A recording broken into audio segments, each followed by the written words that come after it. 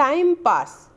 वर्मा जी सरकारी ऑफिस से रिटायर्ड हो चुके थे और रिटायर्ड हुए अच्छे खासे 2 साल हो गए थे। वर्मा जी को ना फिल्म टीवी देखने में रुचि, ना अखबार किताबें पढ़ने में रुचि। इसलिए रिटायरमेंट के बाद वर्मा जी टाइम पास कैसे करते हैं, ये एक पेचीदा सवाल उनके दोस्तों के सामने खड़ा हुआ पड़ा था। अबे यार, तुझे ना कोई शौक, ना पढ़ने की आदत, ना फिल्म टीवी देखने में रुचि, ना अध्यात्म में रुचि। रिटायरमेंट के बाद आखिरकार टाइम कैसे पास करता है तू?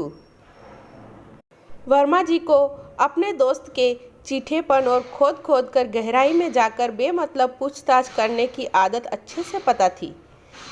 इसके दिमाग का कीड़ा शंका का समाधान होने तक शांत नहीं होगा और तब तक ये अपने को भी चैन से जीने नहीं देगा। यह बात भी उनको पता थी। बताता हूँ। कल ही की बात है। वर्मा जी ने शंका का निवारण करना आरंभ किया। मैं और श्रीमती जी बाजार में अशरफी लाल ज्वेलर्स के शोरूम पर अंदर जाकर केवल 5 ही मिनट में बाहर आ गए। बाहर आकर देखते हैं तो दुकान के सामने पार्क की हुई कार के पास में ट्रैफिक पुलिस का सिपाही खड़ा हुआ था, हाथ में चालान बनाने के लिए रसीद बुक लिए। हम दोनों थोड़ा घबराए उसके पास जाकर विनती करने लगे, भैया मुश्किल से 5 मिनट के लिए ही शोरूम में गए थे, छोड़ दो ना भाई इस बार। तो वह कहने लगा, सभी लोग हर बार ऐसा ही बोलते हैं, खुद की गलती मानना ही नहीं कोई।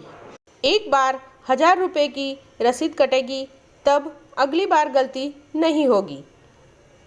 मैं भी सिपाही से गिड़गिड़ाया, ऐसा नहीं है, हम मानते हैं हमारी गलती हुई, आगे से ऐसा नहीं होगा और 1000 रुपये बहुत ज़्यादा होते हैं, हम तो रिटायर्ड कर्मचारी हैं और कुछ नहीं तो मेरे सफ़ेद बालों का ही लिहाज करो।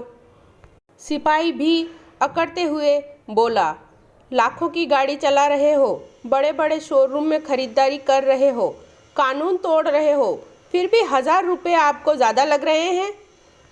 चलिए बुजुर्ग होने के नाते इस बार 200 रुपये लेकर छोड़ देता हूँ। उन 200 रुपये की रसीद तो मिलेगी ना? मैंने मासूमियत से पूछ लिया। वर्मा जी बता रहे थे, तभी हवलदार मेरे ऊपर भिनक गया। ओ वर्मा जी, रसीद चाहिए तो 1000 रुपये की बनेगी, 200 की कोई रसीद वसीद नहीं बनेगी। ऐसा कैसे? देने पर भी रसीद नहीं दोगे क्या? नियम कायदे से होना चाहिए कि नहीं? सब कुछ सीधे सीधे बोलो ना कि तुमको रिश्वत चाहिए। मेरे यह बोलते ही वह भड़क गया और मेरी बात पकड़कर बैठ गया। अच्छा ये बात है, नियम कायदे से चाहते हो ना सब कुछ, फिर तो हो जाए। मैं सोच रहा था बुजुर्ग लोग थोड़ा सबुराई से काम लेते हैं, तो आप तो उल्टे मुझे ही कायदे और अकल सिखाने चल पड़े। चलिए अब तो सारे नियम कायदे बता दूं। हवलदार ने रौद्र रूप धारण कर लिया था। वह हाथ धोकर गाड़ी के पीछे पड़ गया। 1 मीटर टूटा हुआ है, पीछे वाली नंबर प्लेट भी सही नहीं, पीयूष अपडेट नहीं और करते करते मामला 3-4 हज़ार तक पहुंच गया। ये तो काफ़ी बढ़ता ही जा रहा था। यह देखकर मैंने पत्नी से कहा, ज़रा तुम बोलकर देख लो, शायद तुम्हारी बात मान जाए। वह हवलदार से बोली, बेटा ऐसे गुस्सा मत करो, इनकी बात का बुरा मत मानो, छोड़ो भी दो, इनकी ओर से ध्यान मत दो। ये लो 200 रुपये पकड़ो। लेकिन हवलदार तो कुछ भी सुनने को राजी नहीं था। मुझे नहीं चाहिए आपके 200 रुपये, अब तो रसीद कटेगी। अगले 8-10 मिनट तक यही सब कुछ चलता रहा।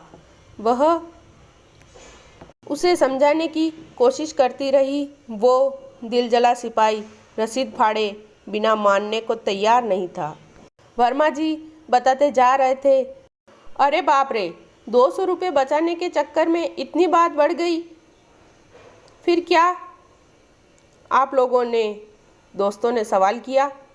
कुछ नहीं, तभी हमारी बस आ गई, उसमें सवार होकर घर लौट आए। फिर गाड़ी, वो चालान और वो रसीद का क्या हुआ?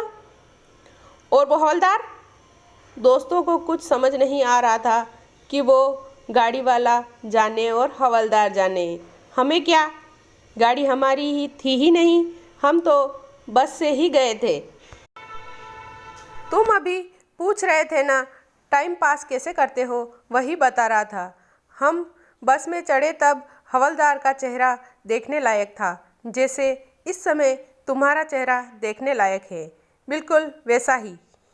वर्मा जी निर्विकार रूप से बोले और टाइम पास के लिए नया मुर्गा खोजने निकल पड़े।